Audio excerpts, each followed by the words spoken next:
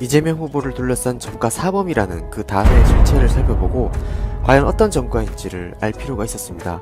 그래서 우선 첫 번째로 특수공무 집행방해와 공용물건 손상으로 인한 500만원 사건에 대해서 살펴보겠습니다.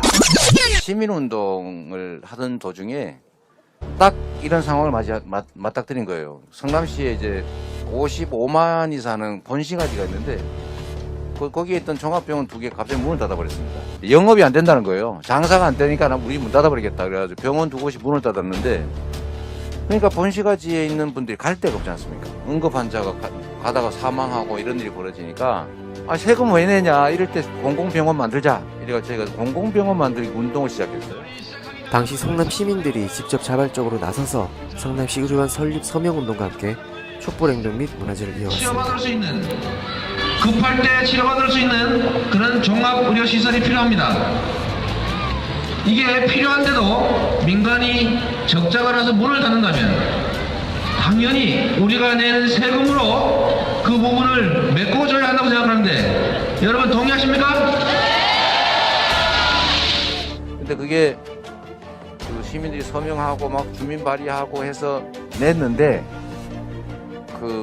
그런 거 별로 안 좋아하는 국민의힘 당시 한나라당인가 그랬죠. 그 당이 날치기로 이걸 폐기를 해버린 거예요. 그래서 제가 억울해가지고 얼굴에 세금 왜 내냐, 우리 죽어나가는데 공공병원 하나 만들자는데 왜 방해하냐.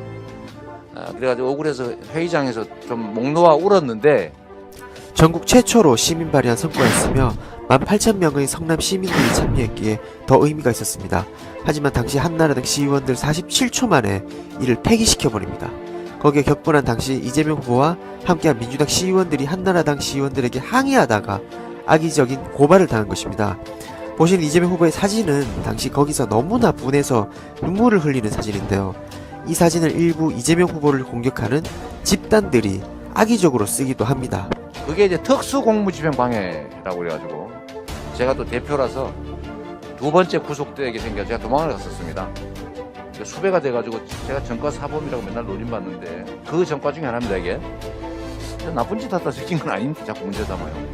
하여튼 제가 수배가 돼 있다가 안 되겠다 이거 병원 우리 손으로 만들자. 그래서 제가 시장 출마를 결심해서 결국 시장이 돼가지고 13년 만에 병원 지었습니다. 성남 시립의료원을. 2010년 민선 5기 성남시장에 당선되어 치료받고 건강하게 사는 것은 시민들의, 국민들의 가장 기본적인 권리다. 시민들과의 약속을 지켰습니다. 다음 전과에 대해서 살펴보도록 하겠습니다. 바로 무고 및 공무원 자격 사칭, 벌금은 150만원에 대한 내용인데요.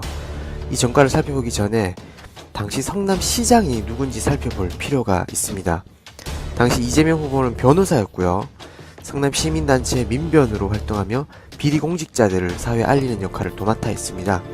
당시 시장은 바로 민주당의 김병량 시장이었고요. 당시 분당 정자지구의 파크뷰 용도 변경 특혜 의혹에 대해서 이재명 당시 변호사가 문제 제기를 하면서 문제가 불거지게 된 것입니다. 자본금이 3억 원에 불과한 H개발이 어떻게 1,600억 원짜리 땅을 매입할 수 있었나?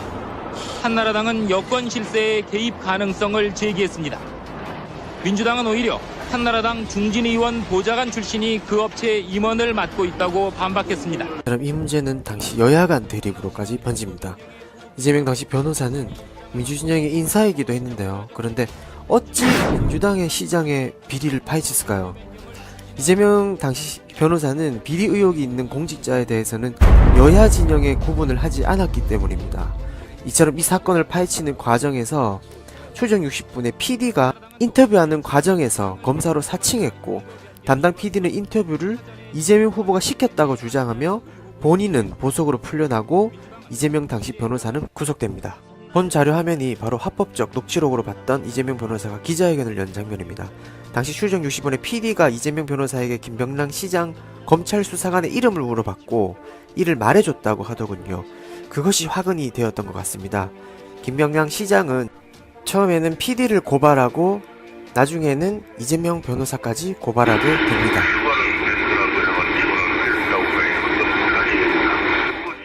이런 관계로 미루어 파크뷰 용도 변경 과정에서 김 시장이 홍모 회장을 도와줬을 가능성이 크다는 게 이 단체의 주장입니다. 있습니다. 또한 김병량 시장은 이재명 당시 변호사에게 무고죄로 고발합니다. 결국 법정에서 억울함이 인정되어 지금의 150만 원의 벌금형이 된 것입니다. 김병량 시장은 친인척 비리와 토건 세력과의 유착으로 인해 결국 징역 1년형을 선고받습니다. 그 다음 예가 바로 이 음주운전 전과로 나타납니다.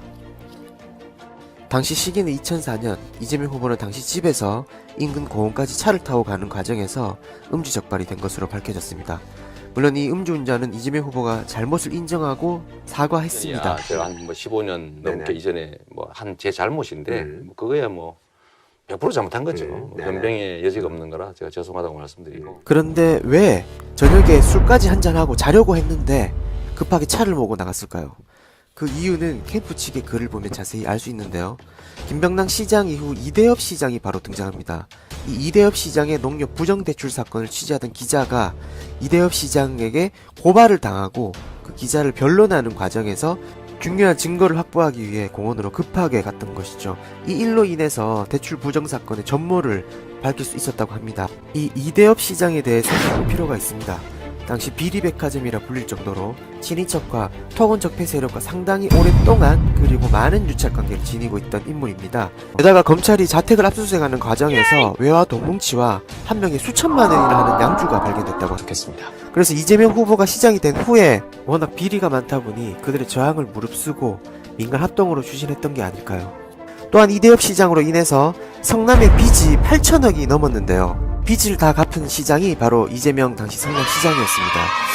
음주라 잘못하긴 했지만 이 정도 성과면 이제 음주운전 안 하시면 되죠 마지막으로 선거법 위반을 들 수 있습니다. 벌금은 50만 원이고요. 2010년 지방선거 때 지하철에서 명함을 돌렸던 것이 선거법 위반으로 걸린 것인데요. 특이한 것은 당시 한나라당 의원들도 똑같이 명함을 돌렸는데 아무런 조치가 없었다는 것이죠.